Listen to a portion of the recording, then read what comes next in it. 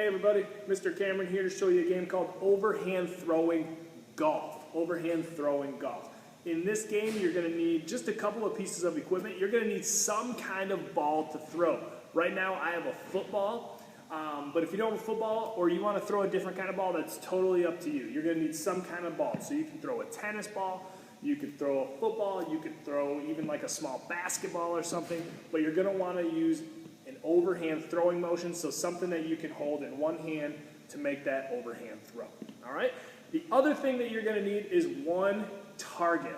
All right? So for this demonstration, I'm just going to use this blue bucket. This is going to be my target. All right? Now, the reason this game is called Overhand Throwing Golf, because just like in golf, you start a long ways away from your target. Okay? So, in this game, it's probably best played outside. So, in this game, you're going to take your target and put it a long ways away. Now, it's going to be up to you how hard you decide to make it. If you want to put it a little bit away, it's going to be a little bit easier. If you want to put it really far away, it's going to be a lot harder. Another way that you can make it harder is if you put it like maybe behind a tree, or if you have like a play structure or something in your backyard and you can kind of hide it behind. That will just make it a little bit more difficult, okay? Because what you're going to try to do is you're going to start a long ways away from your target, only using overhand throws. You're trying to see how many throws it takes you to make your ball go in your target, all right? Now, just like in golf, you are trying to have as few or as little amount of throws as you can, all right? So a good score in this game might be 2, maybe 3, 4 throws. A score that might not be so good is something like 10, 11, 12 throws, because you're trying to do it in as little as possible, okay? So I'm going to quickly run my target out somewhere in the gym where you can see it, and I'm going to demonstrate how this game is going to work for you. Hang tight.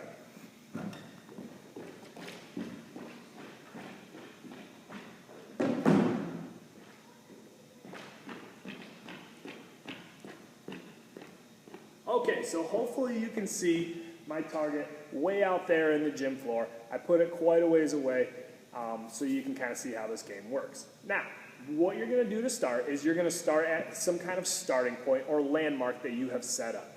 I'm going to start right here so you can see. All right, now when I'm ready, I'm going to take my first overhand throw, and I'm going to throw this ball as close as I can to the target. Now, just like in golf, or in this game, if your ball does not go in the target and it's bouncing and rolling around, you cannot touch it until the ball stops rolling. So if my football hits the ground and kind of pops and rolls around, I have to wait for it to stop before I can take my second shot. All right, so here we go. I'm going to take my first throw. I'm going to go through my motion, my point, TL, step, and throw. And I throw it out there somewhere. All right. Oh, looks like you can still kind of see my ball. It's still rolling a little bit. So wherever my ball lands and stays, that's where I have to take my next throw from.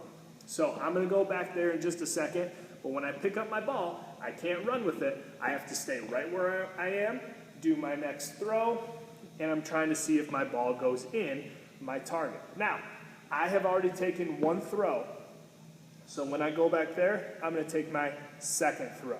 If I miss, I'll be on my third throw, but if I make it, my score would be 2. All right, so let's see how I do.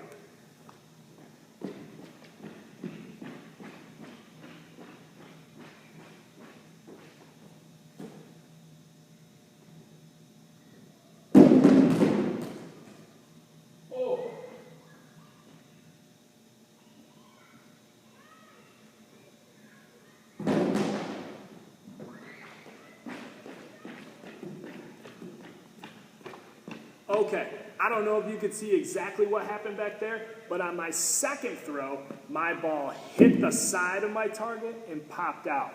That did not count, okay? It was very close, but it did not count. So I had to take a third shot, so I waited till my ball sat still, picked it up, threw it in. It was a really close shot, and I made my ball into my target. So my score for that hole would be 3. All right? That's a pretty good score. Now, as soon as you're done, or if you're playing with 2 people or 3 people, as soon as everybody's done, then you're going to set up hole number 2, because that was just my first hole. So I'm going to put the bucket or my target in another place around my yard, and I'm going to play hole number 2. And you're going to keep track of your score as you go, okay? Now in real golf, they play 18 or 9 holes, depending on how long you want to play. So maybe in this game, maybe try 9 different holes. If you feel up to it and you want to try 18 different holes, go ahead, all right? Make it different skill levels, so maybe do a close hole, then a far one, or maybe put one behind a tree. So challenge yourself to make different throws, have a lot of fun, and I'll see you soon.